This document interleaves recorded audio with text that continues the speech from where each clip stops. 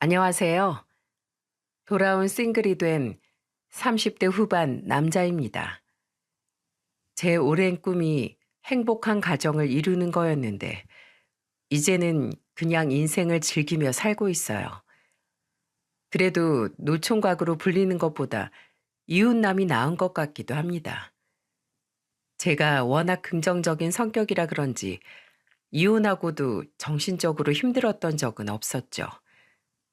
사실 이혼했다고 동네방네 소리를 지르고 다니고 싶을 만큼 속이 다 시원했어요. 그동안 답답하게 억눌러 왔던 제 속이 이혼 도장 한 번에 뻥 뚫렸던 거죠. 길고 긴 시험을 준비하다가 에라 모르겠다 하고 찢어버린 기분이었답니다. 제가 이렇게 이혼해서 시원하다고 하면 주변에 한 명쯤은 저를 탓하면서 이런 말을 하고는 했어요. 남들도 다 그렇게 살아. 지금 이혼하고 재혼하면 뭐 다를 것 같아? 어차피 결혼하면 부부는 사랑이 아니라 의리로 사는 거야, 의리. 친구 녀석 중 몇 명은 꼭 이런 말을 하면서 저를 탓하기도 했었죠. 하지만 친구 말처럼 부부는 사랑을 넘어서 의리로 사는 게 결혼이라면 저한테 이혼은 최고의 선택이었습니다. 왜냐하면 제 전처한테 의리는커녕 기본적인 예의조차 느끼지 못하고 살았거든요. 사람이 학벌 좋고 배운 거 많다고 해서 인성까지 좋은 건 아니었습니다. 저도 찢어지게 가난한 집안에서 오로지 공부만 파서 명문대를 졸업했지만 가보면 참 별의별 사람이 다 있더라고요. 그때 든 생각이 사람이 사회로 나오기 전에 가정에서 보고 배운 게 참 중요하다는 사실이었죠. 옛말에 밥상머리 교육이 중요하다는 말도 있지 않습니까? 비록 저는 찢어지게 가난한 집에서 태어났지만 부모님께 옳고 그름은 제대로 배우고 컸다고 자부할 수 있습니다. 항상 부지런한 아버지는 죽어라 일하셨지만 세상을 떠나는 그 순간에도 가난을 벗어나지는 못하셨어요. 하지만 아무것도 없는 집에 사랑을 심어주고 가셨죠. 저희 가족한테는 조금 특별한 비밀이 있었거든요. 가슴 아픈 비밀이긴 한데 저와 남동생을 낳아주신 어머니는 제가 7살 때 지병으로 세상을 떠나셨답니다. 한창 엄마 품에서 울고 때를 쓸 나이에 저는 슬픈 이별을 인정해야만 했죠. 그 후 아버지 혼자서 생계 두 아들 키우는 것까지 다 도맡아 했으니까 얼마나 힘드셨겠어요. 그러다 제가 중학교 2학년 때 집에 새어머니를 데리고 오신 거죠. 저는 친어머니가 돌아가신 자리에 새어머니가 생길 거라고 상상도 못했어요. 그리고 그때는 새엄마, 계모에 대한 인식이 안 좋을 때라 괜히 적대감까지 들었고요. 이런 제 속도 모르고 아버지는 저와 남동생을 나란히 앉혀놓고 진지하게 말씀하셨어요. 인사해. 여기는 새어머니야. 우리한테 엄마가 어딨어요? 난 절대 인정 못해요. 어허, 어른한테 그게 무슨 말버릇이야? 아빠가 널 그렇게 가르쳤어? 오늘 종아리 한번 맞아볼래? 소리를 지르면서 새어머니를 인정 못하겠다고 하자 아버지는 오히려 저한테 화를 내셨죠. 그런데 그때 아버지 옆에 있던 새어머니가 아버지를 말리며 말했습니다. 그렇게 몰아세우면 어떡해요. 애들 입장도 생각해 줘야죠. 애들이 저를 보고 얼마나 놀랐겠어요. 처음 들어본 새어머니의 목소리였어요. 하지만 그때는 괜히 심통도 나고 사춘기라 아버지도 새어머니도 모두 믿기만 했답니다. 왠지 새어머니와 친해지고 나면 돌변해서 저와 남동생을 구박하고 못살게 굴 것 같았죠. 그래서 저를 보고 환하게 웃으면서 반겨주는 새어머니를 보고 저는 화를 내며 소리쳤어요. 왜 남의 집에 함부로 들어와요? 누가 여기 들어오라고 했어요? 난 그냥 아버지랑 너희들 집에 오면 배고플까봐 미리 준비하고 있었어. 나 때문에 기분 상했으면 미안해. 아줌마가 미처 생각 못했네. 나가요. 당장 우리 집에서 나가시라고요. 그때 주방에 서 있던 새어머니를 보고 나가라고 소리치는데 아버지가 마침 집에 들어오시다 전부 보셨던 겁니다. 아버지는 얼굴이 시뻘겋게 달아오를 만큼 악을 쓰며 소리 지르던 저를 보고 거실에 있던 효자손을 들고 금방이라도 저를 때릴 듯이 소리치셨어요. 석진이 너, 내 집에서 당장 나가. 너처럼 버릇없는 자식 필요 없어. 내가 나갈게요. 아버지 혼자 저 아줌마랑 오래 사세요. 한창 사춘기를 겪던 저는 아버지가 고함을 치면 저도 같이 화를 냈죠. 화가 난 저는 무작정 집을 뛰쳐나와 버렸습니다. 밖을 나와 무작정 걷기 시작했는데 어느덧 해가 져버렸어요. 돈도 없고 배도 고프고 딱 거지꼴이었죠. 그런데 그때 뒤에서 누군가 제 이름을 애타게 부르는 소리가 들렸습니다. 놀라서 제가 뒤를 돌아보니 이마에 땀이 송글송글 맺힌 채 뛰어오는 새어머니가 보였어요. 새어머니가 제 가까이 올수록 눈에 들어오는 새어머니 모습은 저를 놀라게 했습니다. 집을 뛰쳐나오는 저를 따라 무작정 나오셨던 건지 신발도 짝짝이었고 초겨울 날씨에 겉옷도 안 걸친 채 뛰어오셨죠. 제가 멈춰서자 제 앞에서 숨을 고르면서 새어머니는 기쁜 목소리로 말하셨어요. 드디어 찾았네. 석진아, 너 보기보다 다리가 길어서 걸음이 정말 빠르구나. 아줌마는 뛰어야지만 겨우 따라잡겠다. 지금 저 따라오신 거예요? 왜요? 왜긴 석진이가 집을 나갔으니까 당연히 찾아야지. 왜? 아줌마 그냥 갈까? 나 그렇게 싫으니? 우리 집 돈 없어요. 그런데 왜 같이 살려고 그래요? 왜 그랬는지 저를 잡아준 새어머니를 보자 눈물이 왈칵 쏟아졌습니다. 그러자 새어머니는 제 눈물을 닦아주면서 다정한 목소리로 달래주며 말하셨죠. 석진아, 가족이 되면 어려움은 같이 이겨내고 즐거운 건 나누면서 사는 거야. 그래서 아줌마는 석진이랑 석호가 가족으로 받아주면 가난해도 마음은 부자처럼 살 수 있게 같이 있어 줄게. 너희가 천천히 마음 열 때까지 옆에 있어도 될까? 그때 처음 새어머니의 진심을 듣게 된 후 저는 새어머니와 같이 집으로 돌아왔어요. 처음으로 새어머니와 가족이 될 수 있다는 생각이 들었죠. 엄마라고 부르지는 못했지만 새어머니는 저희를 재촉하거나 다그치지 않으셨어요. 다정한 새어머니 덕분에 집안 분위기가 밝아지기 시작했고 아버지는 새어머니와 재혼을 하셨답니다. 이제는 이렇게 내 식구 행복하게 살겠구나 싶었죠.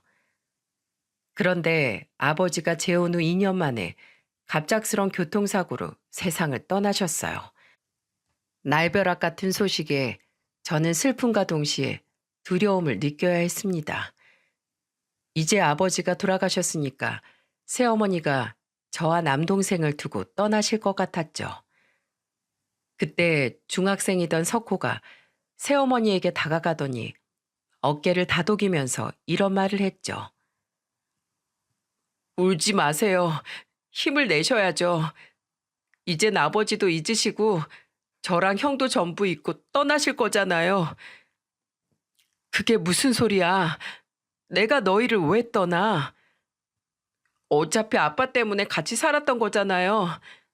이제 아버지 없으니까 우리만 두고 가실 거 다 알아요. 석호가 눈물 콧물 범벅이 된 얼굴로 말하자 새어머니는 갑자기 석호 손을 잡더니 저를 보고 이쪽으로 오라며 손짓하셨어요. 제가 가까이 가자 새어머니는 저와 동생을 품에 꽉 안아주셨습니다. 그러더니 오열하는 목소리로 저희를 부둥켜 안고 말씀하셨죠. 너희들은 내가 지킬 거야. 난 평생 너희들 키울 거야. 난 한 번도 너희가 내 자식 아니라고 생각해 본 적 없었어. 내가 내 새끼들 두고 어딜 가. 그러니까 이 엄마 믿고 같이 잘 살아보자. 아버지도 그러시길 바라실 거야. 울지 마. 너희가 울면 나도 가슴이 아파. 그때 저와 석호는 새어머니를 같이 끌어안고 어머니라고 부르며 울었습니다. 그렇게 장례식이 끝나고 어머니와 저 석호는 셋이 살게 됐어요. 처음에는 좀 어색했지만 지내다 보니까 어머니 소리가 자연스럽게 나왔죠. 어머니는 홀로 저와 석호를 키우기 위해 시장에서 나물과 야채를 팔러 다니셨습니다. 항상 새벽 5시에 시장으로 출근해서 밤이 늦어야 돌아오셨어요. 한밤중에 어머니가 오지 않으면 저와 석호는 정류장으로 어머니를 마중 나갔죠. 그러면 다 팔지 못한 야채 바구니를 들고 오는 어머니가 버스에서 내리면서 저희를 보고 한박 웃음을 지으셨습니다. 어머니가 제 손을 잡고 웃으시는데 거칠한 손이 제 마음을 아프게 했죠. 그때 저는 어머니를 위해서라도 꼭 성공해야겠다고 다짐했어요. 그 후 친구도 안 사귀고 오로지 공부를 위해 태어난 사람처럼 공부만 했답니다. 제가 친구도 멀리하고 공부만 했던 결정적 사건은 또 있었죠. 바로 어머니가 시장에서 돌아오시다 교통사고를 당하신 거예요. 큰 사고는 아니었지만 한동안 다리를 움직이면 안 된다는 진단을 받게 된 겁니다. 그런데 이 와중에도 어머니는 울면서 저희한테 이런 말을 하셨죠. 내가 다쳐서 어떡하니? 일도 해야 하고 너희 밥도 챙겨줘야 하는데 내가 이렇게 팔자 좋게 병원에 있어서 어떡해? 엄마, 우리 다 컸어요. 그러니까 제발 엄마 몸부터 챙기세요. 그 와중에도 아파서 우는 게 아니라 저희를 걱정하면서 우는 어머니를 보면서 가슴이 미어졌습니다. 그래서 꼭 제가 어머니를 행복하게 해드리겠다고 다짐을 했었어요. 잠도 줄여가면서 공부한 결과 저는 군단위 시골에서 서울에 있는 명문대학에 합격하게 됐죠. 제 합격 소식에 어머니는 저보다 더 기뻐하셨습니다. 그러다 갑자기 울먹이시며 제 손을 꼭 잡고 이런 말을 하시더라고요. 정말 잘 커줘서 고마워. 하늘에 계신 아버지가 참 좋아하실 거야. 장하다 내 아들. 제가 꼭 효도할게요. 그동안 고생하신 거 제가 다 갚을게요. 비록 서울로 대학을 진학하는 바람에 어머니와 떨어져야 했지만 너무나 기뻤습니다. 대학 진학 후에도 저는 번듯한 직장에 취업하기 위해 남들 미팅하며 즐길 때 오로지 취업에 눈이 멀어 있었어요. 그러다 제가 대기업 전자회사에 당당하게 합격하면서 이제야 제대로 어머니한테 효도할 수 있겠구나 싶었죠. 대기업 합격 후 고향에 가니까 금이 환영이 따로 없었습니다. 어머니는 상다리가 부러지게 한 상 차려놓고 저를 기다리고 계셨어요. 그리고 제 손에 숟가락을 쥐어주며 자랑스러운 목소리로 말하셨죠. 우리 아들 해낼 줄 알았어. 장하다 정말. 엄마는 이제 죽어도 여한이 없어. 지금 죽어도 여한이 없으면 안 되죠. 제가 앞으로 제대로 효도할 테니까 같이 밥 먹고 우리 건강하게 오래 살아요. 제 말에 동생도 어머니도 배를 잡고 웃었답니다. 취업 후에도 저는 한 달에 한 번씩 꼭 시골에 내려가 어머니 농사일을 도왔어요.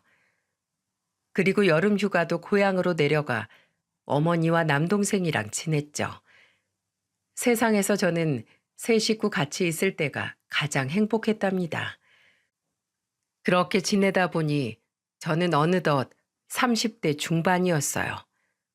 바로 이때 지인의 소개로 아내를 만나게 됐던 겁니다. 치과 의사였던 아내는 저보다 2살 연상이었죠.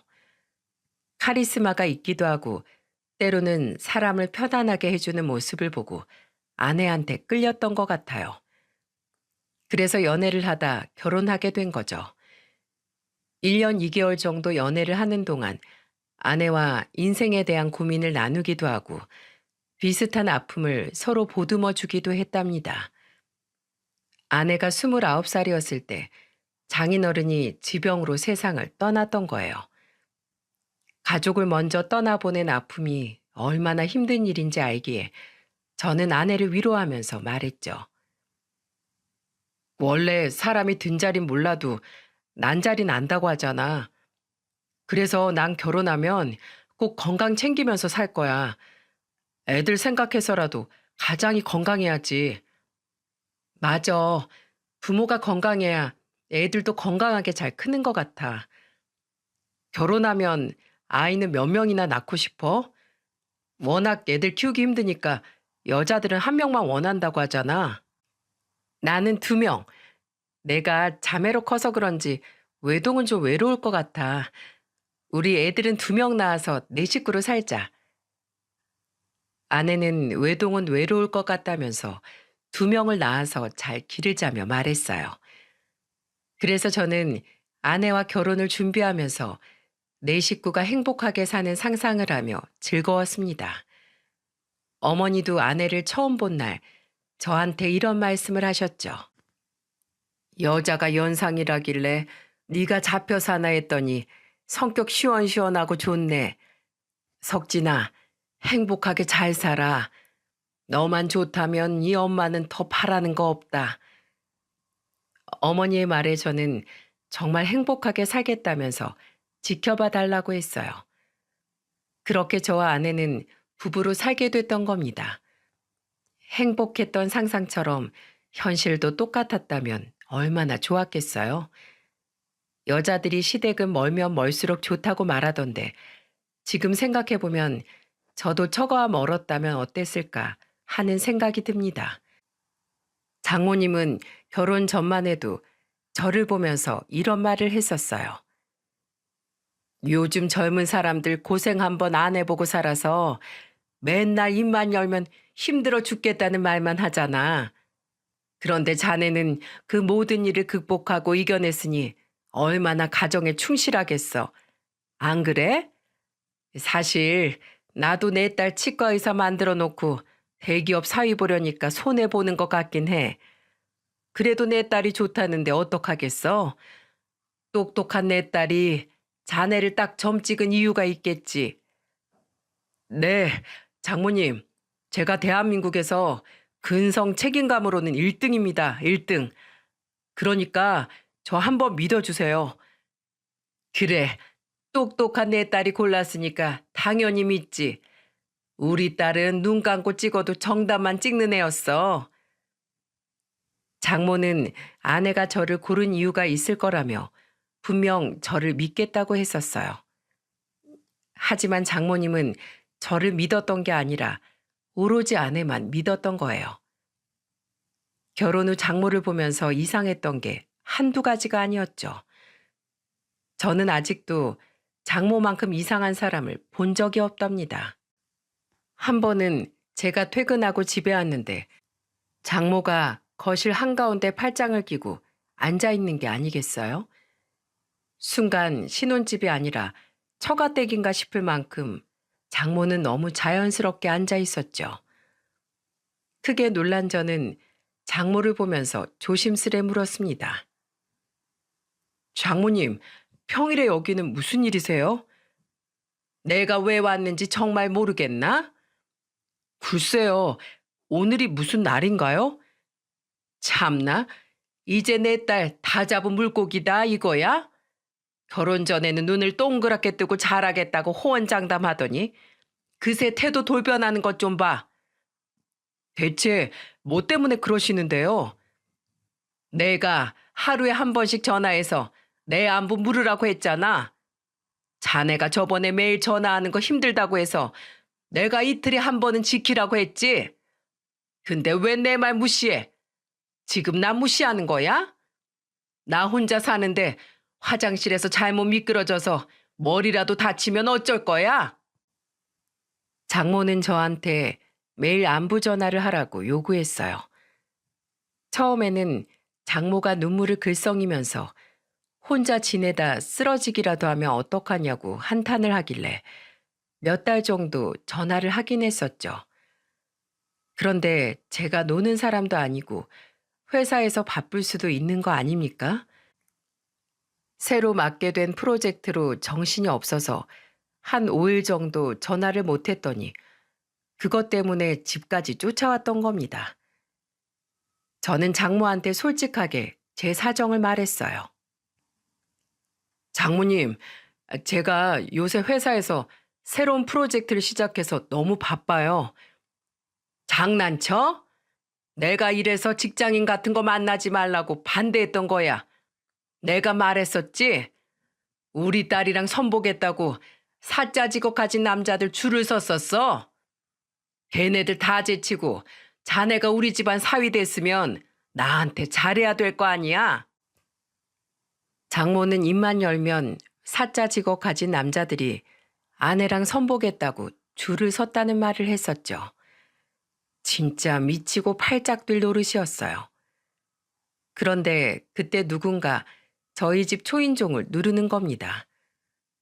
밖을 확인해 보니 처제가 서 있었죠.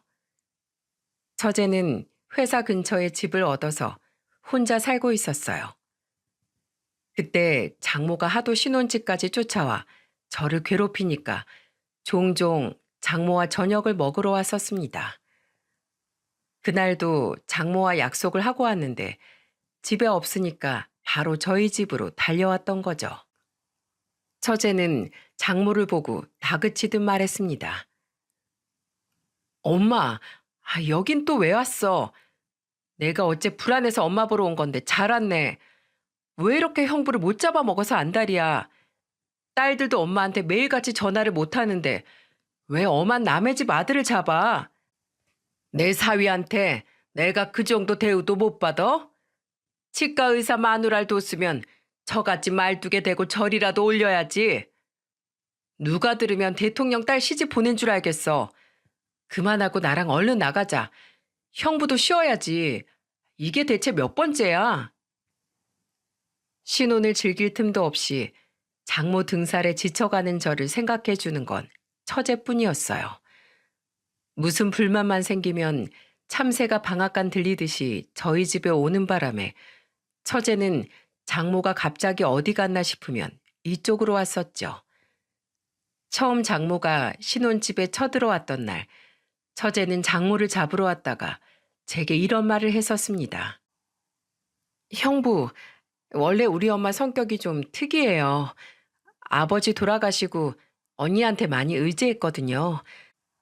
워낙 언니가 똑똑하기도 했고 엄마가 똑똑한 언니 제대로 한번 밀어주겠다고 치맛바람 날리고 다니셔서 보상 심리도 좀 있는 것 같아요. 그래도 제가 잘 막아줄 테니까 엄만 너무 신경 쓰지 마세요. 처제는 늘 제 편을 들어주면서 저를 위로했습니다. 그래서 그날도 처제가 장모를 데리고 나가준 덕분에 겨우 한숨 돌릴 수 있었죠. 하필 그날 병원에서 회식이 있던 아내는 조금 취한 채 들어왔어요. 그리고는 천하태평한 목소리로 저를 보며 이런 말을 하더라고요. 우리 엄마 왔다 갔다며? 둘이 얘긴 잘했어? 당신이 장모님한테 말 좀 해봐. 나 요즘 회사 엄청 바쁜 거 몰라? 요즘에 우리 엄마한테 문자도 하나 보낼 정신도 없는데 언제까지 회사에서 시간 쪼개가면서 장모님한테 전화하고 살아? 그럼 애초에 시작을 말았어야지. 애매하게 시작했다고 못하겠다고 하니까 우리 엄마가 저렇게 화난 거잖아. 솔직히 당신도 우리 엄마한테 전화 한 통 안 하잖아. 근데 난 왜 해야 되는데? 우리 엄마도 시골에 혼자 살고 계셔. 그럼 나도 노력할 테니까 당신도 좀 해. 됐지? 아, 피곤해 죽겠네, 진짜로. 아내는 제 말에 서로 각자 챙기자면서 귀찮은 듯 말했어요. 결혼하고 1년도 안 된 부부의 대화라고 믿겨지십니까? 장모만 아니어도 싸울 일이 없을 것 같은데 꼭 그렇게 저희 부부 일에 참견을 하고 나서는 겁니다. 한 번은 아내가 오밤중에 심각한 통화를 하고 있길래 병원에서 걸려온 전화인가 했어요. 그런데 아내 목소리가 점점 커지더니 대화 소리가 들렸죠. 그런데 아내가 전화기에 대고 불평 섞인 목소리로 이런 말을 하는 겁니다. 엄마 말이 맞아. 가만히 생각해보니까 사람이 결혼하고 달라졌어. 이제 결혼했다고 긴장 풀린 거야. 결혼 전에는 간이고 쓸개고 빼줄 것처럼 그러더니 결혼하고 나니까 자기 엄마한테도 전화하라는 거 있지? 더 말할 가치도 없어서 알겠다고 했지 뭐. 전화했는지 안 했는지 자기가 어떻게 알겠어? 시골에 있는 양반이 서울까지 쫓아올 거야 뭐야. 엄마라고 하는 걸 들어보니까 통화 상대는 장모였어요. 그때 아내가 전화기를 스피커폰으로 바꾸더니 옆에 있던 물을 마시고 있었죠. 그리고 이어서 들려온 장모의 말은 너무 충격적이었어요. 장모는 아내한테 호들갑을 떨면서 이런 말을 하더군요. 어딜 의사 선생님한테 시골에 전화하라고 명령질이야? 너 절대 하지 마. 그런 전화하기 시작하면 너 나중에는 시댁에 일이 있을 때마다 불려간다. 애초에 난 아무것도 못한다. 이런 자세로 나가란 말이야. 내가 너 시댁 눈치 보라고 키워놓은 줄 알아? 절대 굽혀서 지고 들어가지 마. 그리고 내일부터 네 남편 나한테 꼭 전화하라고 아주 들들 볶아. 진절머리 나게 볶아. 신혼 초에 남편 잘 길들여 놔야 네가 편하게 사는 거야. 말하는 것만 들어보면 장모가 거의 꽃이나 다름없었죠. 세상에 전화 한 통에 지고 말고가 어디 있습니까? 그리고 그동안 장모가 전화에 집착했던 이유가 저를 길들이기 위해서였단 걸 알게 됐어요. 그 순간 저는 방문을 열고 들어가 아내 전화기를 뺏어 들었습니다. 그러자 갑자기 들어온 저를 보고 놀란 아내는 눈이 휘둥그레져서 저를 쳐다만 봤죠. 저는 스피커폰인 전화기를 들고 장모한테 이렇게 말했습니다. 사위가 아니라 애완견 들이셨어요? 길들이기 뭘 길들인다고 그러세요? 이런 식으로 부부 사이에 끼어들면 저희가 어떻게 살아요? 뭐야? 전화를 왜 자네가 받아? 앞으로 이런 식으로 끼어들지 말아달라는 말하려고 전화 받았어요. 저희끼리 맞춰가게 그냥 두세요 좀. 자꾸 이렇게 참견하시면 앞으로 그냥 각자 집안만 챙기는 걸로 할게요. 서로 더러운 걸 보느니 그게 좋겠네요. 그게 말이 되냐고? 내가 치과의사 딸 시집 보내고 사위 덕 보는지 주변에서 얼마나 기대하는 눈치인데. 사위 덕 보고 싶으시면 장모님부터 제대로 하셔야죠. 제가 그동안 못했던 것도 아닌데 정말 너무하신 거 아니에요? 이번 일은 내가 사과함세. 그러니까 각자 챙기겠다 뭐다 그거 취소해. 장모 속셈은 결국 사위 덕을 보고 싶었던 거예요. 그동안 개차반 같은 사위도 아니었는데 도무지 이해가 안 갔죠. 그날 아내도 저한테 섣부른 오해를 했다며 사과를 했습니다. 하지만 문제는 이게 끝이 아니었어요. 이후에도 장모가 아내한테 감나라 배나라 시켜서 매일같이 싸움의 연속이었죠. 결혼 전만 해도 아이는 둘 낳겠다던 아내가 결혼하고 2년쯤 지나자 말을 바꾸는 게 아니겠습니까? 그래서 아내와 아이 문제로 싸우는 날이 늘어만 갔어요. 그러다 한 번은 시골에 계신 어머니가 아내 생일이라 축하한다며 전화하셨다가 아내가 요새 속이 좀 안 좋다고 말하자 혹시 임신한 거 아니냐며 물으셨던 것 같았습니다. 그런데 아내는 버럭 화를 내면서 소리치기 시작했죠. 임신이라뇨? 제가 애 낳는 기계도 아니고 그게 무슨 말씀이세요? 저는 애 낳을 생각 없으니까 둘째 며느리한테나 물어보세요. 저 같은 고급 인력이 애 낳 키우면서 살면 인재 낭비거든요. 질문 참 교양 없네요. 저는 옆에 있다가 갑자기 정색하는 아내를 보고 황당했어요. 결혼한 여자한테 충분히 물어볼 수 있는 질문 아닙니까? 저희 어머니가 매일같이 전화해서 임신했냐고 물어본 것도 아니고 저렇게까지 화내는 아내를 이해할 수 없었어요.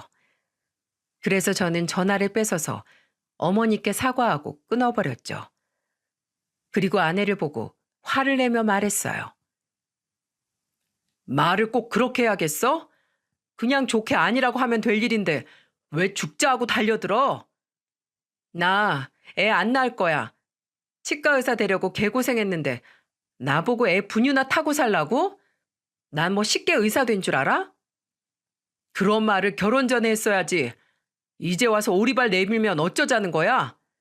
그리고 지금 당장 우리 어머니한테 전화해서 정중하게 사과드려. 이제 보니까 개천에서 난 용이 아니라 개천에서 나온 효자였네. 나는 내가 잘못했다고 생각하는 일에만 사과하는 사람이거든? 그러니까 나 사과 못해. 아내는 끝까지 자기는 맞는 말만 했다면서 잘못 없다고 하는 거예요.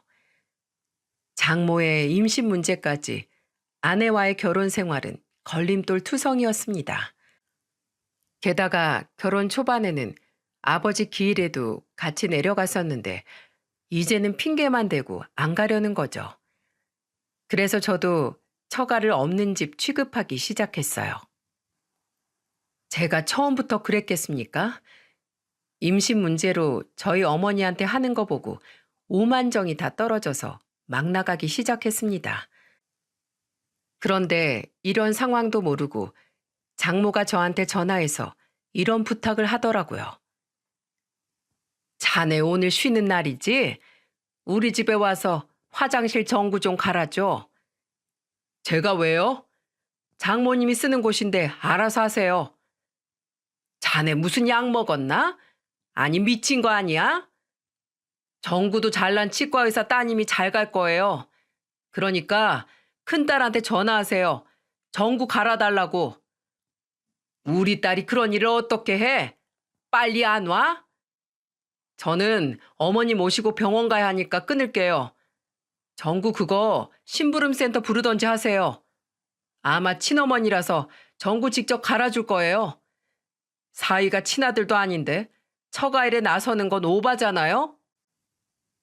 저는 계속 소리만 질러대는 장모 전화를 확 끊었습니다. 제가 장모한테 이렇게까지 했던 이유가 있었죠.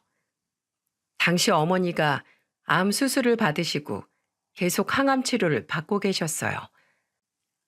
그런데 아내는 어머니가 서울에 와도 단 한 번도 문병 간 적도 없었죠.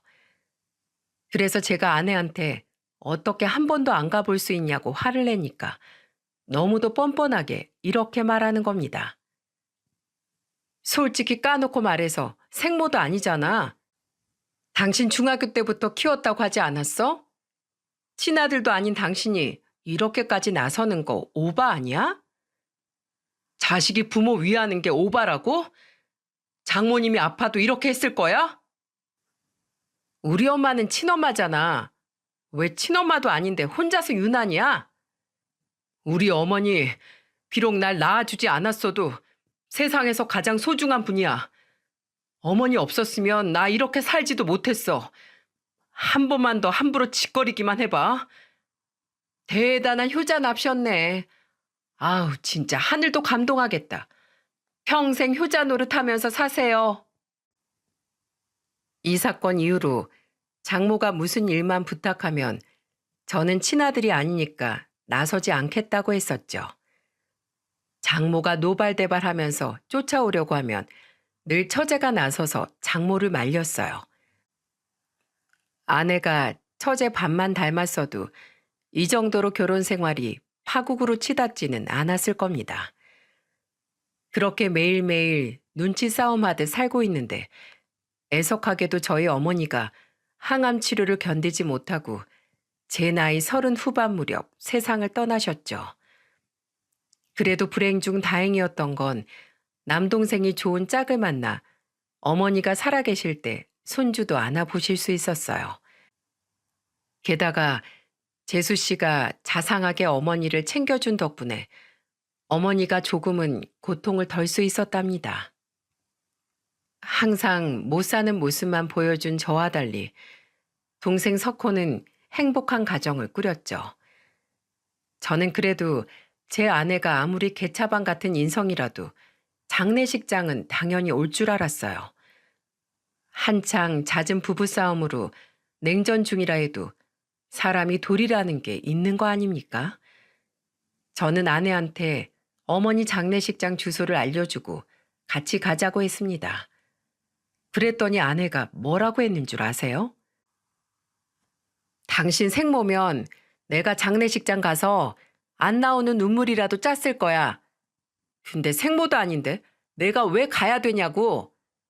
그리고 어머니랑 나랑 그렇게 친한 사이도 아니었는데 거길 가서 음식 나르는 일 시키려고? 요즘 세상에 어떤 며느리가 그런 짓을 해? 야, 또 니네 엄마가 가지 말라고 하디? 너는 생각이랑 판단을 혼자서 못해? 우리 엄마 얘기가 또 왜 나와? 내가 결정한 거니까 강요하지 마. 그래, 나도 니네 엄마 병나면 거들떠도 안 볼 거야. 무슨 소리야? 당신은 와야지. 난 친엄마잖아. 그게 무슨 개 같은 논리야? 완전 내로남불의 고집불통, 말이 전혀 안 통했습니다. 처가에서 유일하게 처제만 저희 어머니 장례식장을 와줬어요. 저는 처제한테 고맙다고 말하면서 한숨을 내쉬었죠. 그러자 처제는 저를 위로하며 말했습니다. 좋은 곳으로 가셨을 거예요. 언니가 왔으면 좋았을 텐데 제가 와서 어떡해요? 아니야. 이렇게 처제라도 와줘서 고마워. 우리 엄마랑 언니 아무리 말로 해도 통하는 사람들 아니에요. 여기도 엄마가 언니한테 가지 말라고 한 거예요. 내가 들어보니까 언니 또 엄마한테 홀랑 넘어갔다니까요. 처제 말을 듣고 나서 어머니 영정사진을 보니까 눈물이 왈칵 났어요. 그리고 열심히 조문객들을 맞이하고 쉴 틈 없이 음식을 나르는 재수 씨를 보는데 아내랑 비교가 됐습니다. 그리고 진짜 이건 아니다 싶었죠. 더 이상 참을 수 없던 저는 장례식을 끝내고 아내와 이혼을 다짐했어요. 어머니를 납골당에 잘 모셔드리고 저는 집으로 곧장 갔습니다. 가보니까 아내는 거실에 누워서 TV를 보고 있더군요. 남의 집에 초상이 나도 궁금해서 안부를 묻는다는데 이게 지금 며느리가 할 짓입니까? 저는 아내한테 자포자기한 목소리로 말했죠. 넌 진짜 인성이 글러쳐먹었다. 어떻게 시어머니가 돌아가셨는데 드라마가 눈에 들어오냐? 너 같은 사람이랑 못 사니까 이혼하자. 이혼? 진짜 쫌생이도 이런 쫌생이가 없네. 겨우 장례식장 안 갔다고 이혼을 해? 진짜 지나가는 개가 웃겠다. 생모 아니잖아. 남인데 왜 내가 거길 가? 진짜 웃겨 정말. 결국 네 엄마가 더 소중했던 거야? 이 마마보이야? 엄마 없으면 아무것도 못하는 애가 나한테 마마보이라고 하니까 진짜 어이가 없다. 너야말로 생각하고 판단하는 걸 혼자 좀 해봐. 너 그렇게 살다가 삼시세끼 메뉴도 엄마한테 물어보고 먹겠다. 나이 40 넘어서 그러고 사는 거 엄청 한심해 보여. 뭐? 지금 내 걱정해 주는 거야? 월급쟁이가 전문직 걱정을 하네? 나랑 너무 오래 살았지? 한 4년 살았나? 그 정도 사니까 치과 의사가 네 급으로 보였어? 지금 당장 이혼해도 난 마음만 먹으면 너보다 훨씬 더 능력 있는 남자랑 내일 당장도 결혼할 수 있어. 애도 없는데 잘 됐다. 이혼해. 인성 거지 같은 걸로는 네가 짱이다. 끝까지 실망을 안 시키는 게 아주 한결같이 또라이네. 넌 평생 그렇게 살아라. 신경 끄셔. 남인데 왜 신경 써? 저는 지긋지긋한 결혼 생활에 드디어 마침표를 찍을 수 있었어요. 아내와 이혼을 하기로 서로 얘기를 끝냈는데 바로 장모한테 전화가 오는 겁니다. 그새 아내가 장모한테 이혼한다고 말한 거죠.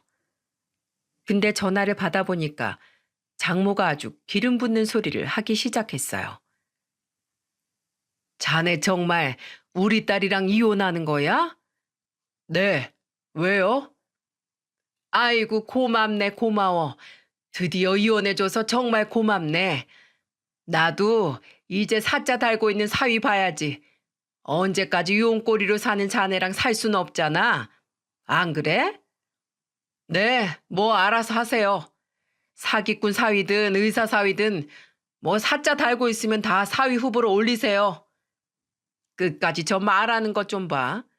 솔직히 자네 어머니 그렇게 된 거 어쩔 수 없는 일이긴 한데 그래도 그 바람에 둘이 이혼한다니까 아주 내 속이 다 시원하네.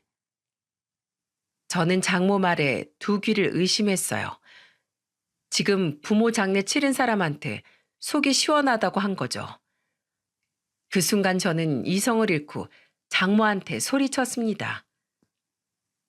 저기 아줌마, 그 애미의 그 딸이라고 딸년 인성이 저 모양인데 아줌마 인성이 좋을 리가 없지. 딸이 치과 의사라 뭐 대단하게 이룬 것 같아요? 솔직히 그 귀한 딸 병원 하나 개원시켜줄 능력은 됩니까? 그리고 치과 의사면 뭐해? 성격은 더럽지. 입만 열면 산통 깨는 소리나 하는데 내가 진짜 이거 하나만 장담하는데 아줌마 인생 그렇게 살다가는 진짜 천벌받아. 지금 이혼하는 게 당신 딸이 단순히 장례식 안 와서 이혼하는 것 같아? 다 아줌마 때문에 이혼하는 거잖아. 진짜 인생 그따위로 살지 마쇼. 뭐? 아줌마? 지금 막 가자는 거야? 인연이라고 부르려다가 내가 그래도 당신보다는 인성이 좀 나은 사람이니까 참는 줄이나 알아. 욕 한 바가지 하고 아줌마랑 똑같은 인간 되기 싫어서 욕 안 하는 거야.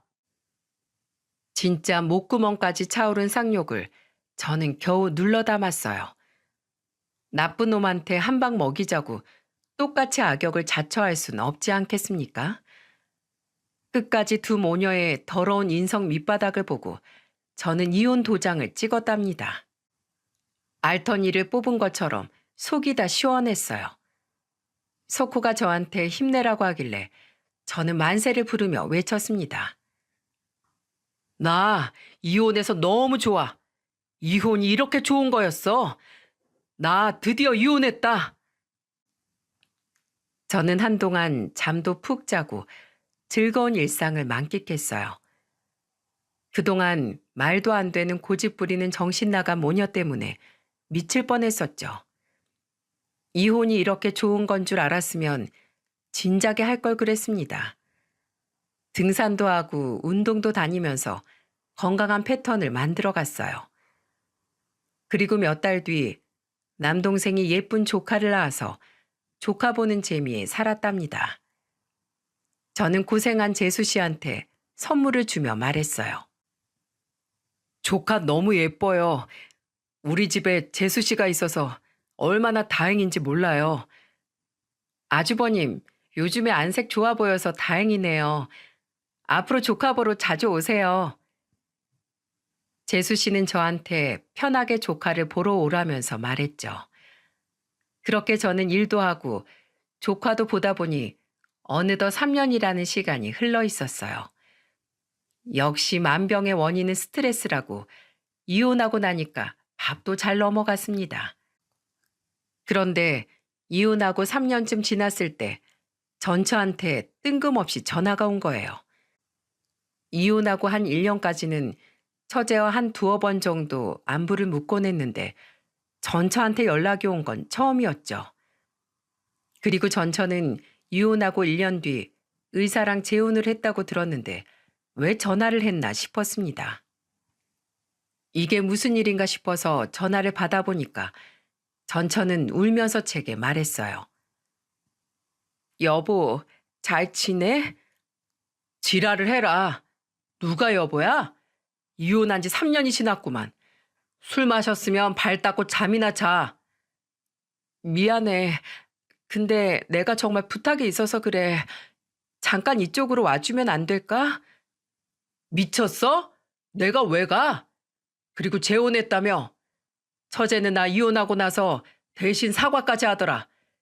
제발 동생 반만 닮아봐라.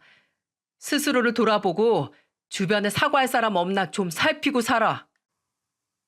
제가 큰 소리를 치며 다그치자 전처는 울기 시작했어요. 왜 남의 집 여자 우는 소리를 들어야 하나 싶어서 저는 단호하게 말했죠. 야, 울 거면 니네 엄마한테 가서 울어. 너 그거 잘하잖아. 우리 엄마 돌아가셨어. 순간 전처 엄마가 돌아가셨다는 말에 할 말을 잃었습니다. 아무리 미운 감정이 있었어도 한때 가족이었는데 놀라긴 했어요. 그래서 한 3초간 멍했다 정신을 차리고 다시 말했죠. 그래서 나보고 어쩌라고? 너랑 같이 울자고? 그 잘난 사짜 사위한테 상주 서달라고 해. 나 그 사람이랑 이혼했어. 또 이혼을 해? 너 무슨 도장 깨기 하냐? 의사 다음에는 변호사 만나서 살다가 이혼할 거냐? 이것 봐. 문제는 너한테 있었다니까? 내가 다 잘못했어. 그러니까 제발 여기 좀 와줘. 장례식장에 아무도 없어서 너무 무서워. 아무도 없어서 무섭다는 아내 말에 어이가 없었어요. 어떤 생각으로 살면 저한테 와달라고 전화를 할 수 있는 겁니까? 진짜 기가 막혀서 한마디 했습니다. 이제야 부모 소중함을 알겠어? 나한테는 친엄마도 아닌데 뭐하러 가냐며? 나 지금 너무 후회하고 있어. 내가 다 잘못했어. 그때는 내가 너무 오만하고 바보 같았어. 지금 후회하면 뭐 하는데? 이미 네가 내뱉은 말은 주워 담을 수가 없어. 너는 주둥이로 인생 망칠 년이야. 됐다. 내가 더 말한다고 네가 알아듣겠냐? 뒤늦게 후회하고 사과해도 소용없으니까 끊어. 2번 다시 나한테 연락하지 마. 쌍욕 듣기 싫으면 내 번 얼른 지워라. 다시는 너하고 엮이기 싫으니까. 여보, 제발 끊지 마. 사람 쉽게 안 변한다는 말이 딱이에요. 아주 끝까지 내로남불이었죠. 세상에 저런 여자가 정말 있나 믿기지가 않으시죠? 사람 잠깐 보면 아무도 모릅니다. 인간에게는 다양한 면이 있고 같이 살아봐야 알게 되는 것들이 있더라고요. 직접 살아보고 실체를 알았는데 제가 또 저런 여자와 엮이고 싶겠습니까? 정말 지금 생각해도 어떻게 저렇게 뻔뻔하게 전화해서 와달라는 소리를 했는지 이해가 안 갑니다. 이혼하고 저한테 사과를 한 사람도 처제뿐이었죠. 전처가 처제 반만 닮았어도 더러운 꼴은 안 봤을 거예요. 이제는 전처도 완전히 연락이 끊겼고 더 이상 제 인생을 좀먹는 인간들은 한 명도 없답니다. 온전한 제 인생에 집중하면서 잘 살고 있어요. 조카도 제법 많이 커서 이제는 어머니 납골당에 같이 가기도 하죠. 얼마 전에는 할머니라는 말을 처음으로 하는데 성공했답니다. 하늘에 계신 어머니가 들으셨으면 좋겠어요. 아직은 하이라는 어눌한 발음이지만 하늘에 계신 어머니가 좋아하실 얼굴 눈에 선합니다. 제게 처음으로 가족이라는 보금자리를 알려준 어머니, 다음 생에도 꼭 어머니와 아들로 만났으면 좋겠어요. 이번 생에 못다한 효도 꼭 다 갚고 싶은 마음이죠. 끝으로 사연을 마치면서 어머니 사랑한다고 전하고 싶습니다. 모두 들어주셔서 정말 감사합니다. 안녕하세요. 저는 9살 아주 예쁜 딸을 키우고 있는 40대 중반 싱글 대디입니다. 주변에선 엄마 없이 아빠 혼자 딸 키우는 일이 힘들지 않냐며 걱정을 하곤 하는데요. 글쎄요, 제 딸의 친모이자 제 전처는 제가 본 인간 군상 중 가장 최악의 유형인 인간이었거든요. 굳이 걱정을 해주는 사람들에게 구구절절 제 과거 이야기를 늘어놓진 않지만 그래도 어딘가에 한 번쯤은 그 여자의 이야기를 속 시원히 털어놓고 싶어 이렇게 사연을 적어봅니다. 저는 중견 기업의 임원까지 지낸 아버지 아래에서 아주 유복하게 자랐어요. 회사의 많은 것을 책임져야 할 위치까지 올라갔던 아버지께는 하나의 철학이 있었답니다. 도훈아, 사람은 항상 뭔가를 책임져야 한다. 그게 회사처럼 커다란 것일 수도 있지만 자식이 될 수도 있고 배우자가 될 수도 있지. 그리고 어떨 땐 자기 자신의 인생을 책임져야 하기도 한단다. 가령 자기 자신의 행복 같은 거 말이다. 그리고 지금의 내가 뭘 책임져야 하는지 정확하게 알고 있을 때 사람은 비로소 자신의 선택에 대한 신뢰가 생기는 거야. 솔직히 어린 마음엔 아버지의 말씀이 참 어려웠습니다. 하지만 뭐든 옳은 결정을 내리시는 아버지였으니 그저 맞는 말이겠거니 하고 제 머릿속에 새겨두기만 했죠. 그렇게 시간이 흘러 저는 서울의 좋은 학군에서 나름대로 열심히 공부하며 자란 덕에 좋은 대학을 나왔고 그 대학의 대학원까지 진학하게 되었습니다. 그리고 갖은 노력 끝에 30대 초중반에 이른 나이에 한 지방 대학의 조교수로 임용이 될 수 있었어요. 학생들을 가르치는 일은 제게 이전에 겪어본 바 없는 보람을 안겨주었어요. 제 한마디 한마디에 따라 인생의 방향을 정할 수도 있는 청춘들에게 가르칠 말을 매일같이 고르고 고르는 일은 아버지의 책임에 대한 말씀을 제가 어렴풋이 이해할 수 있게끔 만들었죠. 이후 저는 우연히 알게 된 한의사인 아내와 짧은 연애 후 제 나이 35, 아내 나이 34에 결혼을 했고 슬하에 눈에 넣어도 아프지 않을 딸 한 명까지 두게 되었습니다. 아내는 어릴 적 아버지를 일찍 여의어 장모가 아내와 처남을 홀로 어렵게 키웠다고 말했어요. 그래서 그런지 아내는 좀 자린고비 같은 느낌이 있었어요. 자신에겐 아끼지 않았지만 남에게 나가는 돈을 유독 아까워했죠. 그게 처가건 우리 딸한테건 말입니다. 나는 어릴 적부터 친구들한테 집에 돈이 없다는 이야기를 하기가 너무 싫었어. 자존심 상하잖아, 구질구질하고. 맨날 물려받은 교복에 낡은 가방에 그래서 미친 듯이 공부했어. 덕분에 지금은 한의사로 신분 상승해서 당신 같은 교수 남편도 만나고 떵떵대고 살잖아. 이게 인간 승리지 뭐야? 저야 뭐 어릴 적부터 감사하게도 부족함 없이 자랐으니 가난에 대한 고통은 솔직히 잘 모릅니다. 그래서 아내의 행동이 가끔 좀스러워 보이거나 치사하게 느껴질 때도 그저 어릴 적 너무 힘들게 살아서 생긴 억하 심정에서 비롯된 행동이겠거니 생각하고 아내를 이해하려 노력했어요. 그래도 아내는 저와의 결혼 생활에 무척 만족하는 것 같았습니다. 항상 저를 보는 아내의 얼굴엔 미소가 가득했고 어느 모임에 가든 저를 데리고 다니며 제 자랑을 하기 바빴죠. 안녕? 다들 잘 지냈어? 아, 우리 한의원. 아유, 말도 마. 요즘 입소문이 났는지 아침에 문 열자마자 사람이 바글바글해. 인사해. 여긴 우리 남편. 대학 교수님이라 바쁜데 내가 특별히 너희들 소개시켜 주려고 데려온 거다. 사실 저 그렇게까지 막 바쁘진 않았거든요. 함께 동창회에 나가자는 아내의 말에 시간도 괜찮아서 슬렁슬렁 따라 나온 건데 아내가 저를 과하게 추켜 세우니 조금 민망했죠. 이런 일도 나중엔 하도 반복이 되니 익숙해졌지만은요. 아이고, 우리 교수 사위 왔어? 어서 와. 바쁜데 여기까지 내려오느라 힘들었지? 내가 백숙해놨어. 얼른 앉아. 당시 전 처가에 내려가는 일을 참 좋아했습니다.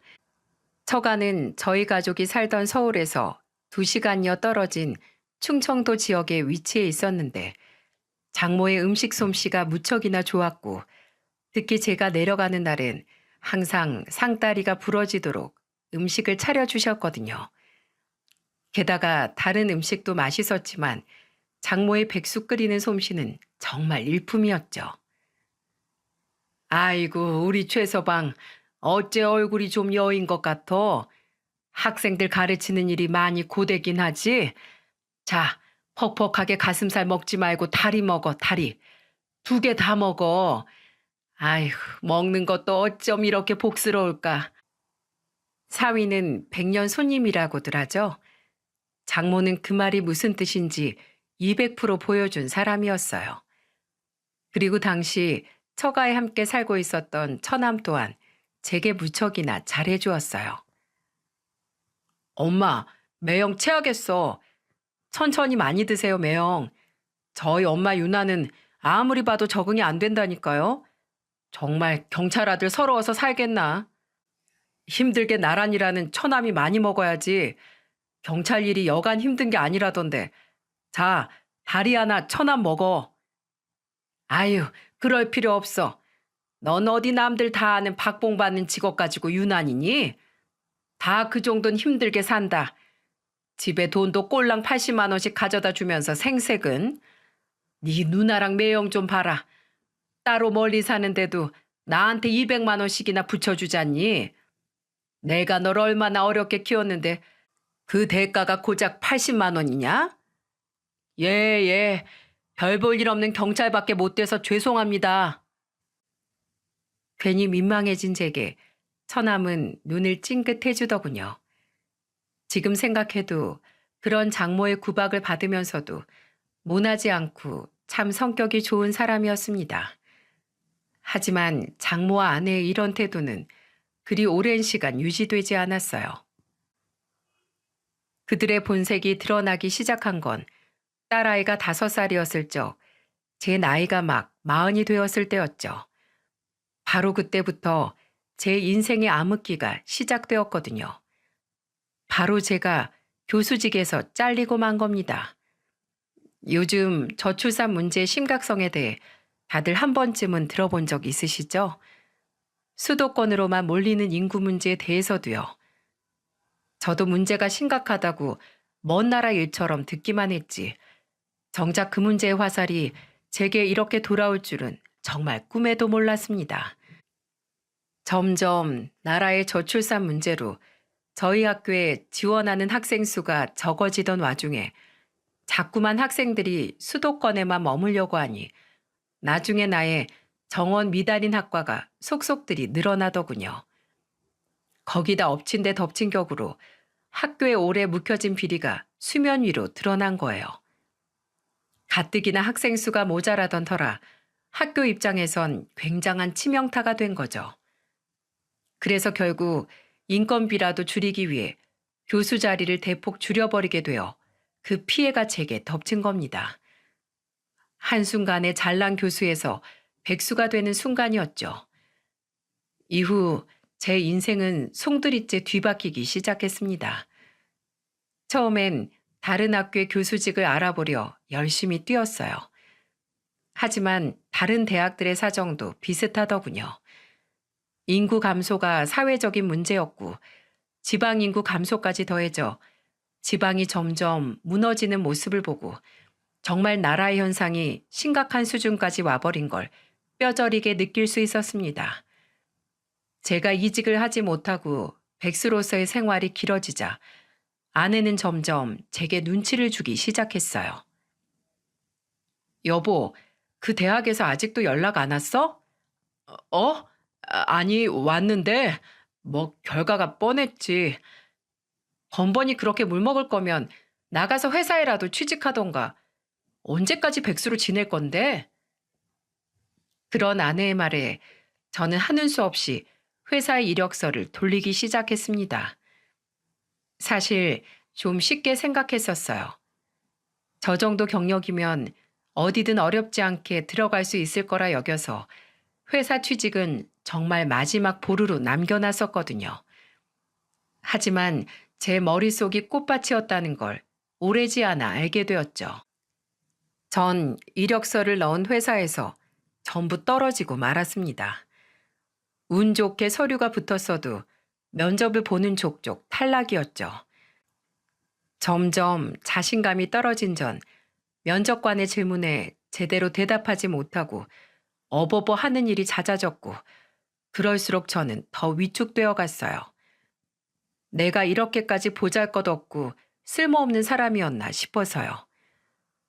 결국 전 아내의 눈치가 보여 온갖 집안일과 딸아이의 육아를 도맡아 하기 시작했고 나머지 시간은 대리운전을 뛰거나 택배 상하차 일을 나갔습니다. 집에 있으면 등에 내리꽂히는 아내의 눈초리가 너무 따가웠거든요. 차라리 아내가 저를 그렇게 구박하지 않고 조금이나마 응원해 줬더라면 제가 그 정도로 위축되진 않았을 것 같은데 아내의 태도는 점점 신경질적으로 변해갔습니다. 오늘 대리 뛰고 얼마 받았어? 오늘 8만 원. 뭐? 8만 원? 아휴, 진짜 한심하다 한심해. 월 800만 원씩 받던 사람이 하루에 8만 원? 아내는 경멸스럽게 저를 위아래로 훑어보곤 방으로 휙 들어가 버리더군요. 저를 무시하기 시작한 건 아내뿐만이 아니었습니다. 장모도 마찬가지였어요. 아니, 장모는 오히려 아내보다 더 하더군요. 장모님, 저 왔어요.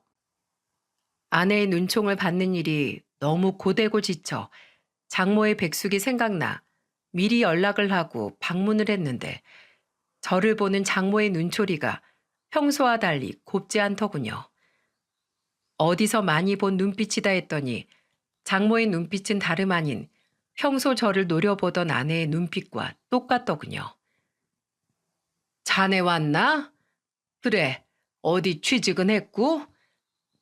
그게 노력 중인데 쉽지가 않네요. 저 배고파요, 장모님. 장모님 백숙 생각나서 왔어요. 백숙? 자네 지금 장난하나?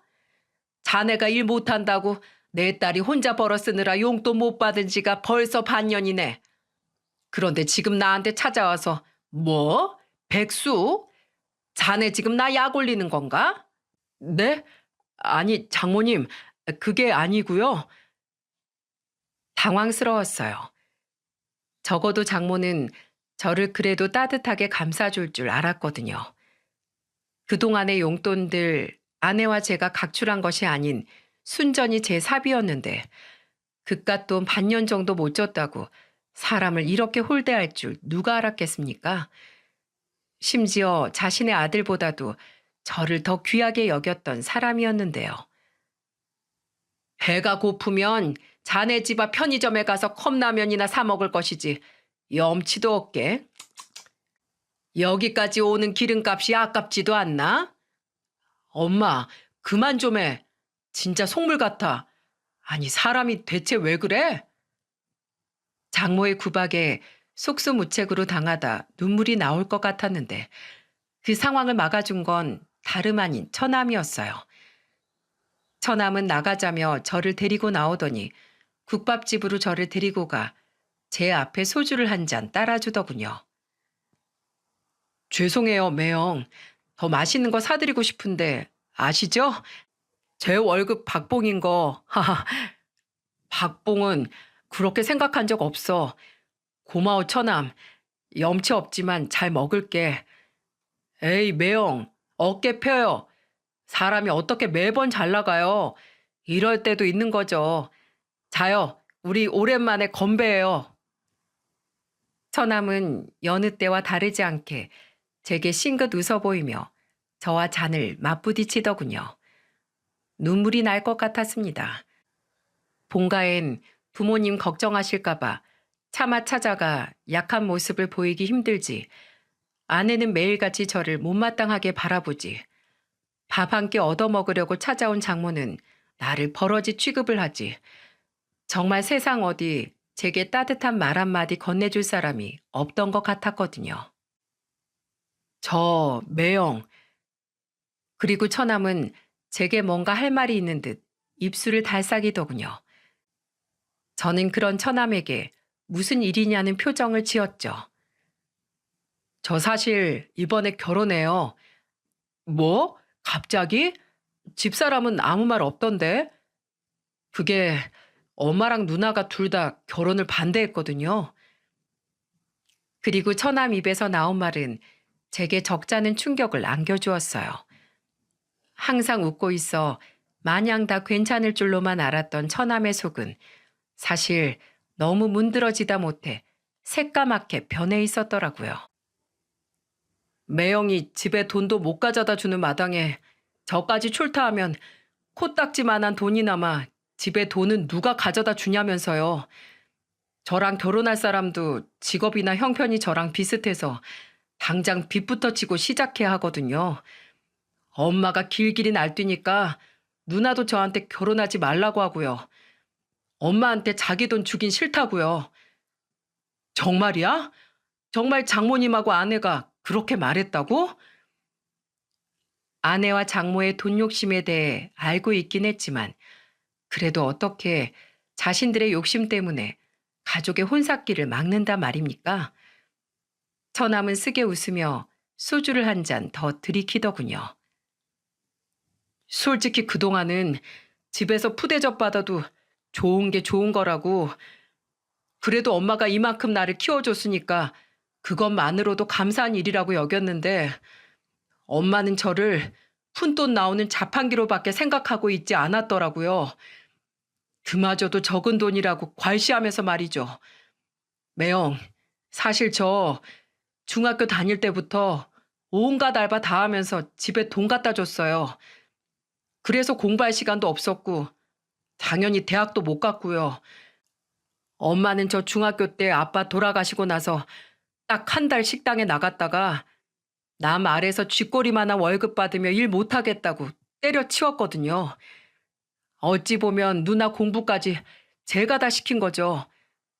그래서 저 그동안 할 만큼은 다 했다고 생각해요. 처음 듣는 이야기였습니다. 장모가 자식들 다 키우고 난 뒤에야 일을 그만두고 집에서 쉬고 있는 줄 알았어요. 그래서 그동안 혼자 고생 많으셨으니 늦게나마 여유롭게 지내시라는 의미에서 제가 자발적으로 용돈을 200씩이나 챙겨드린 거고요.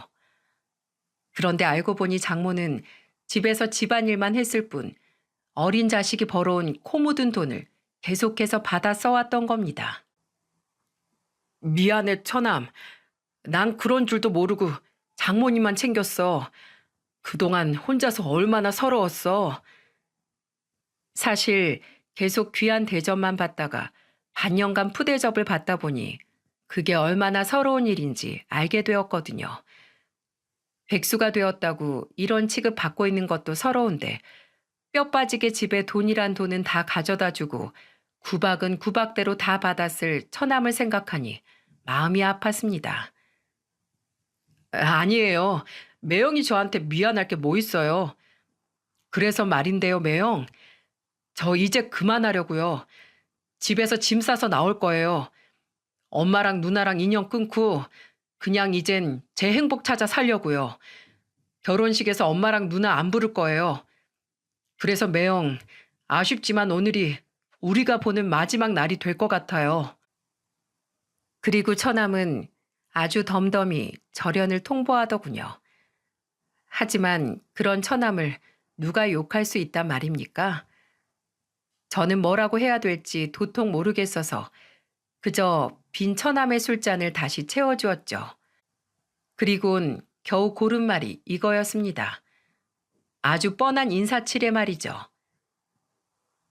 그동안 고생 많았어. 그렇게 결심했으면 뒤도 돌아보지 말고 앞만 보고 살아. 새로 생길 처남을 정말 아껴주는 가족만 바라보고 말이야. 처남은 그런 저를 물끄러미 보더니 이렇게 말하더군요. 매영, 매영도 이번에 느꼈죠? 돈이 없으면 이 집에서 얼마나 버러지 취급을 당하는지요. 핏줄인 저야 내 가족이니까 참았다지만 매영은 저처럼 바보같이 너무 오래 참지 마요. 병나요. 그게 처남과의 마지막이었습니다. 그 다음 처가에 갔을 때 처남과 처남의 짐은 전부 사라지고 없었죠. 저는 그 착한 처남이 앞으론 그저 행복하게 살 수 있기를 마음속으로 빌어주었어요. 제 사정이 사정인지라 돈 10만 원이라도 쥐어주지 못한 걸 두고두고 미안해하면서 말이에요. 그렇게 2년이라는 시간이 흘렀습니다. 저는 여전히 죄취업을 하지 못했고 저에 대한 아내의 장모의 구박은 날이 갈수록 심해져만 갔죠. 처남이 집을 나간 이후엔 아예 저를 없는 인간 취급하더라고요. 처남이 가족 간의 인연을 끄는 것도 모두 용돈을 안 보낸 제 탓이라면서요. 정작 아내는 장모에게 외벌이라 빠듯하다는 핑계를 대며 돈 한 푼 보내지 않았던 것 같지만은요. 그리고 아내는 언제부턴가 퇴근이 늦어지기 시작했습니다. 처음엔 한의원에 환자가 많다더니 바빠서 늦나 보다 싶었어요. 하지만 아내는 점점 처가에 일이 있다며 주말에 외박까지 잦아지더군요. 어느 날은 장모와 여행을 다녀오겠다며 장장 3박 4일간 집에 들어오지 않기도 했습니다. 당시 저는 장모와 거의 인연을 끊다시피 했던지라 장모에게 연락해 확인할 수가 없어 그저 아내를 믿는 수밖에 없었죠. 그리고 아내가 3박 4일 동안의 여행에서 돌아온 날이었습니다. 아내는 웬일로 제게 대화를 하자며 저를 식탁에 불러앉히더군요. 무슨 일인데?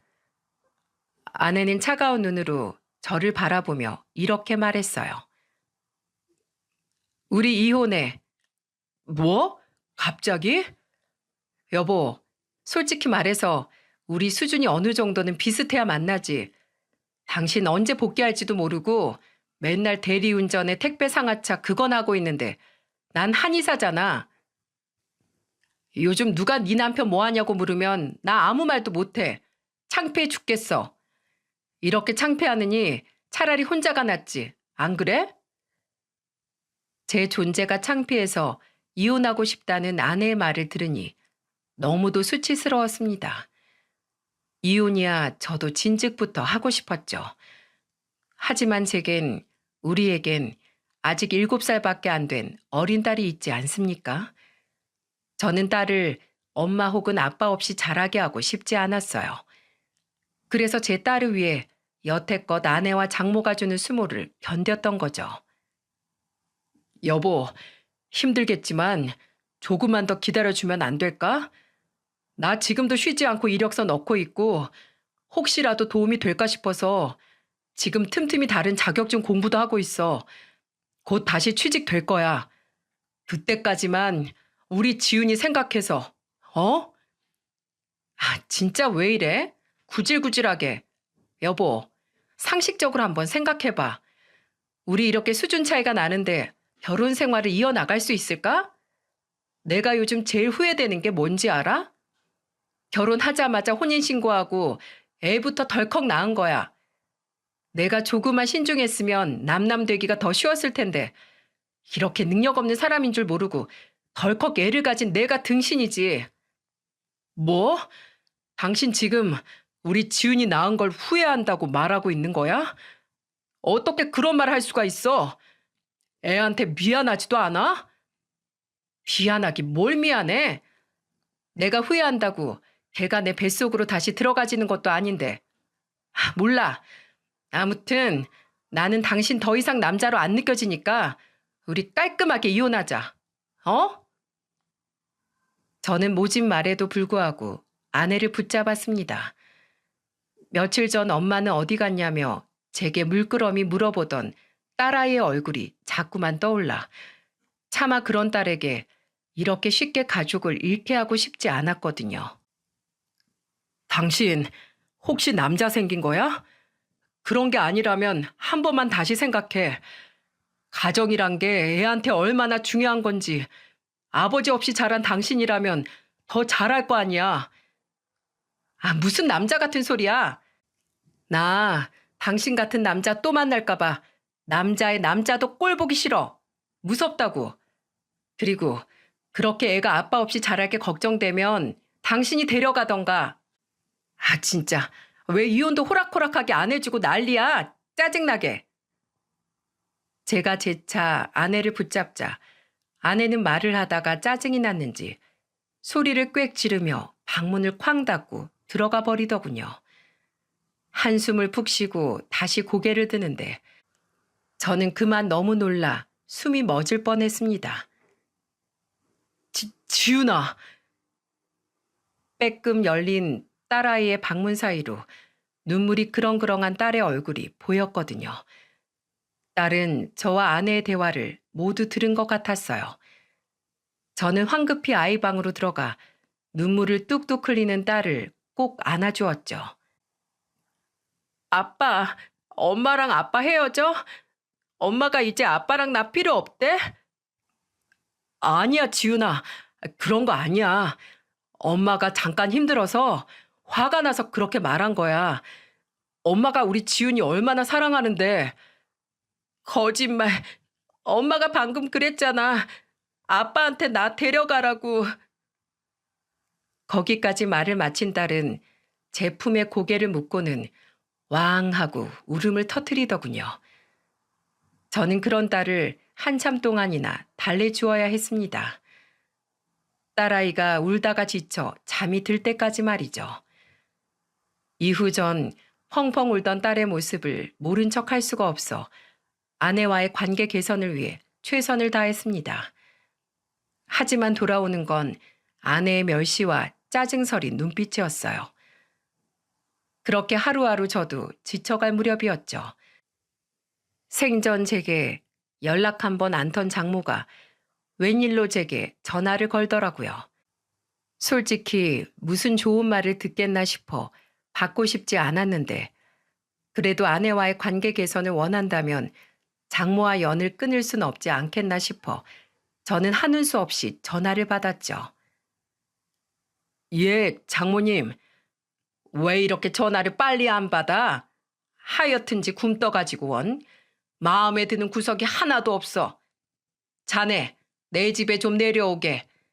어차피 지훈이도 며칠간 자네 본가에 내려갔다며. 백수라 할 일도 없을 테니 당장 좀 내려와. 지금이요? 갑자기 무슨 일이신데요? 아, 자네, 내 백숙 좋아하잖아. 오랜만에 밥이나 해먹이려고 하니까 잔말 말고 내려와. 내 딸도 불렀으니까.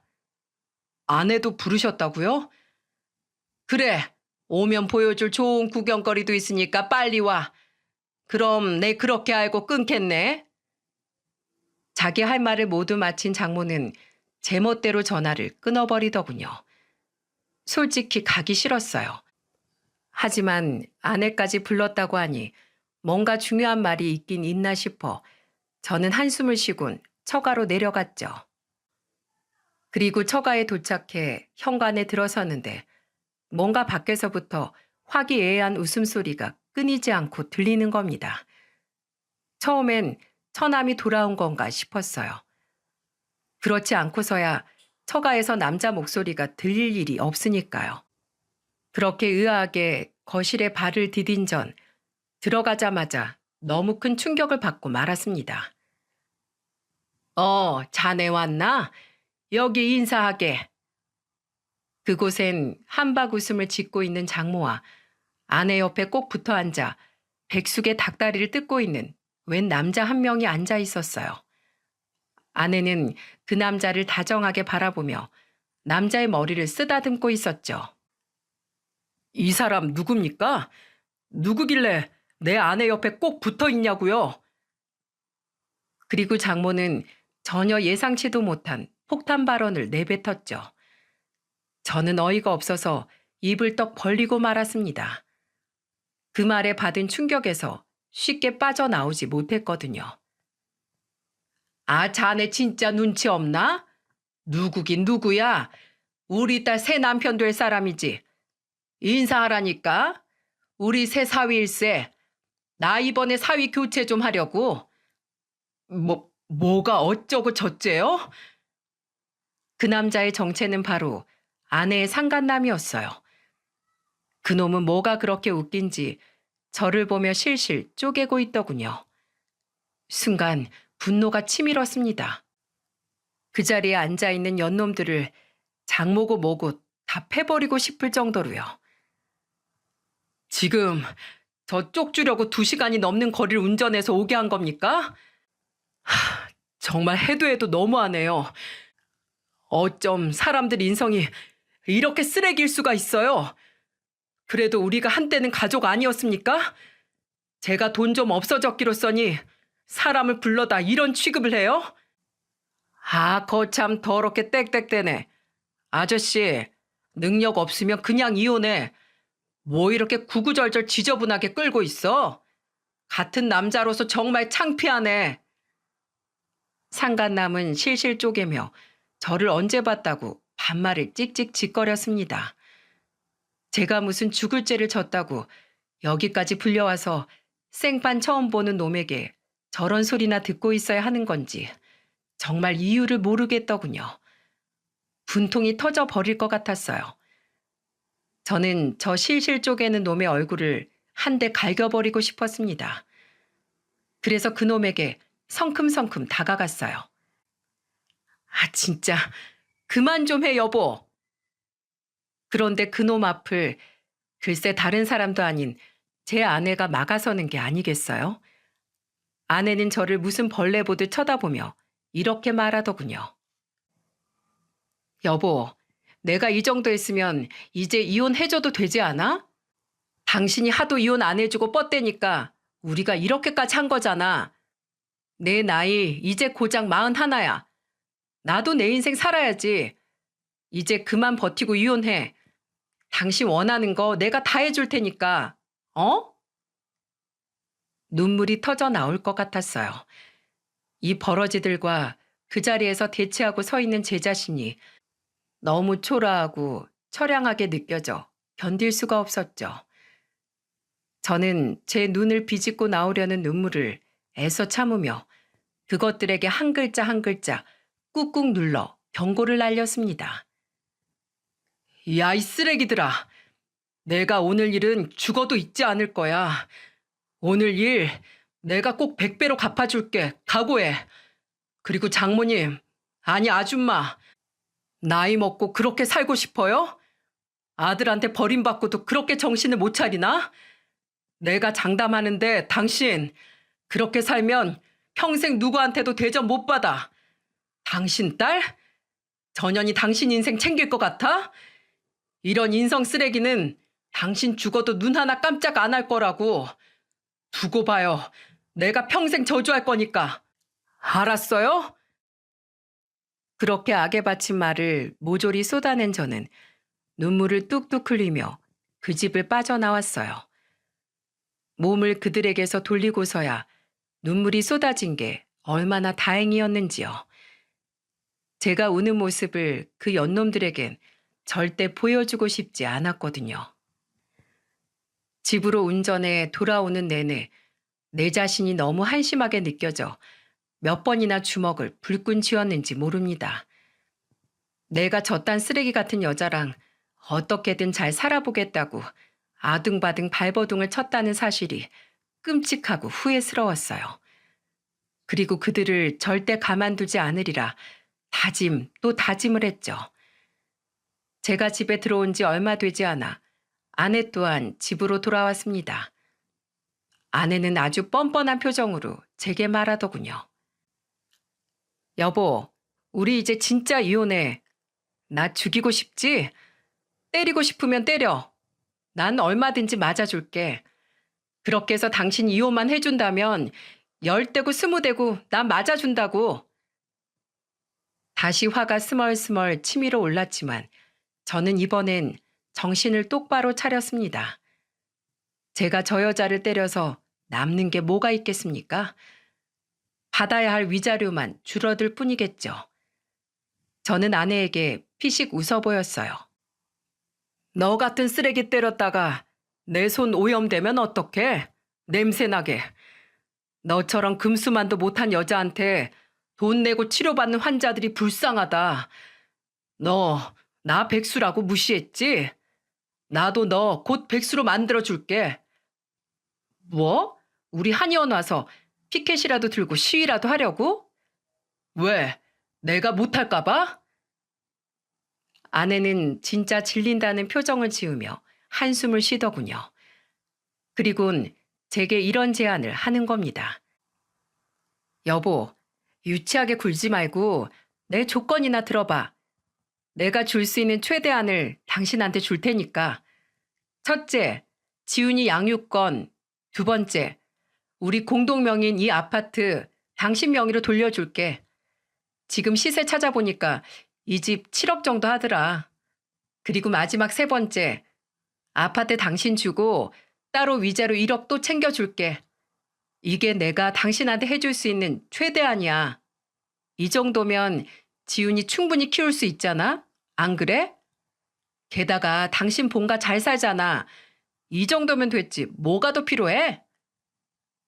아내의 말을 들어보니 저는 굉장히 궁금해졌습니다.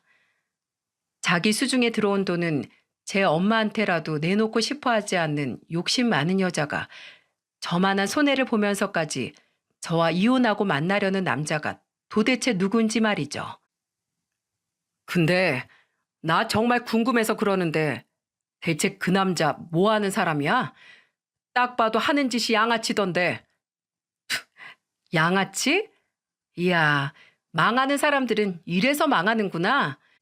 이렇게 사람 보는 눈이 없어서야 원. 내가 뭐하러 아파트에 돈까지 얹어주면서 당신이랑 이혼하려고 하겠어? 내가 손해볼 사람이야? 대가리에 총 맞았게? 그 사람 아버지 강남에 20층짜리 건물 가지고 있는 부자야.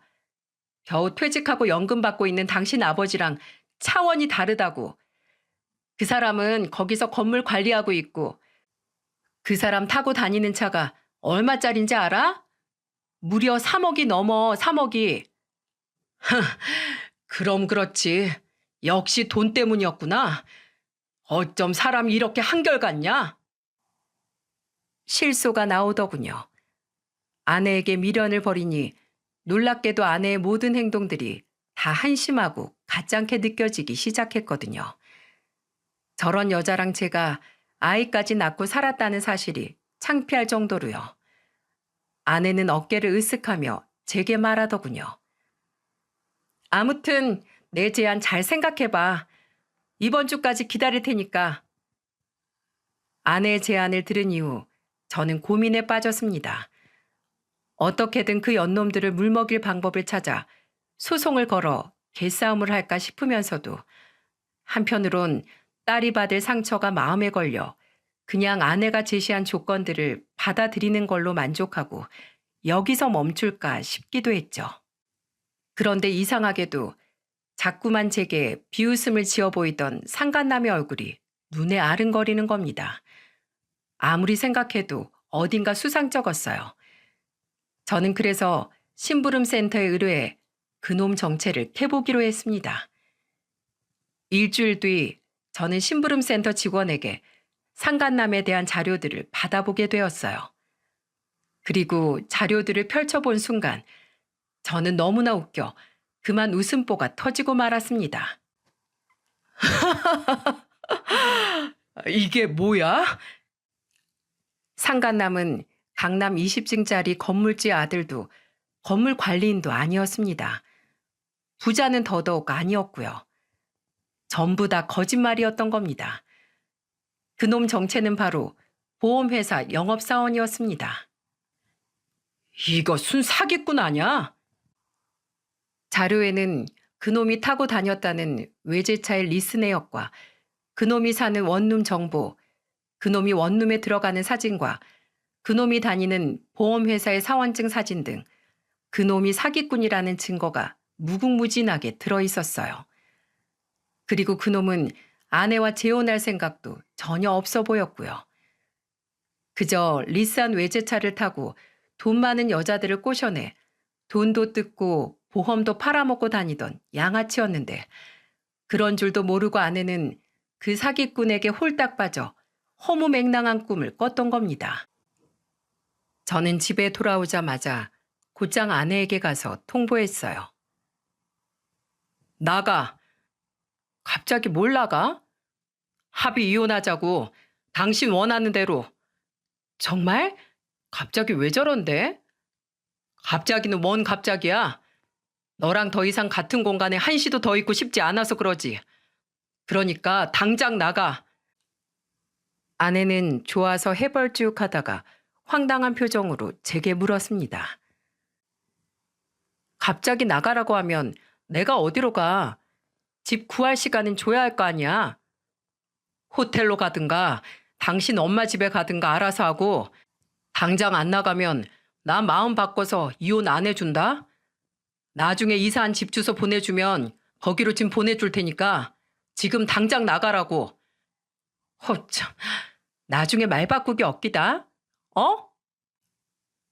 아내는 제가 언제 또 마음을 바꿀지 몰라 불안했던지 서둘러 캐리어에 당장 필요한 짐을 간단히 싸서 호로록 집을 나가버리더군요.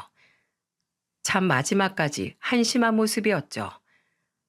이후 한동안 아내는 그 남자 호텔 생활을 한 것 같더군요. 그리고 아내는 임시로 머물 오피스텔을 구해 제게 주소를 보냈습니다. 저는 그 길로 바로 아내의 짐을 몽땅 다 보내버렸죠. 2번 다시 이 집에 발들일 생각도 하지 못하게요. 아이가 있어서 그런지 아내와의 이혼은 생각보다 시일이 걸렸습니다. 완전한 남남이 되기까지 무려 3개월이라는 시간이 필요했어요. 그동안 저는 상간남의 정체를 당장에 폭로하고 싶은 걸 애써 참느라 입이 근질거려 아주 혼이 났습니다. 혹여 아내가 완전한 이혼 전에 이 사실을 알게 되면 원활한 이혼에 잡음이 생길까 봐서요.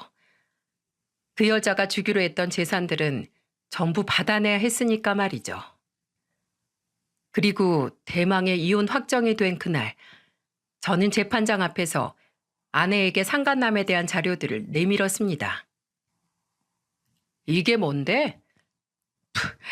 직접 당신 눈으로 확인해봐.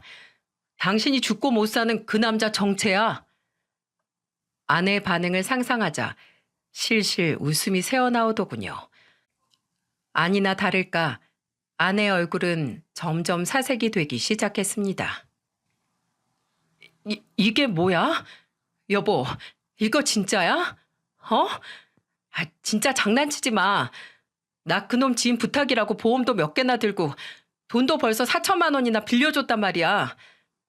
그것도 거기 자료 있어. 아마 그놈 그 지인이라는 사람한테 수수료 두둑하게 챙겼을걸? 그리고 돈은 아마 못 돌려받을 거야. 사기꾼이 사기친 거 걸리면 죄송하게 됐습니다 하고 돌려주겠냐?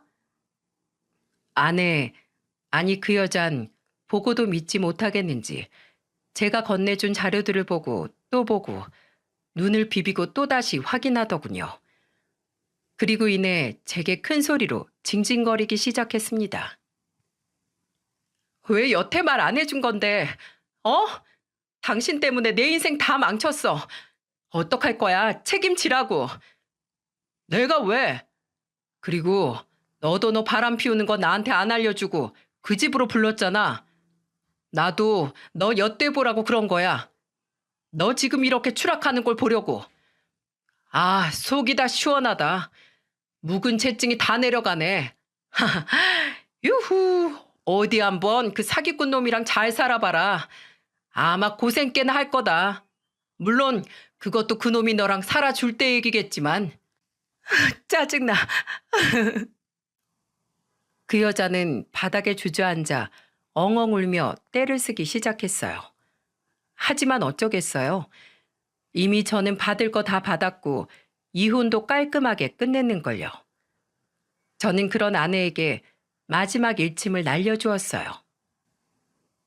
너, 내가 맘 같아선 맘카페에 올리든 뭐라든 네 한의원까지 아주 망하게 해버리고 싶었는데 우리 지훈이 때문에 산 줄 알아.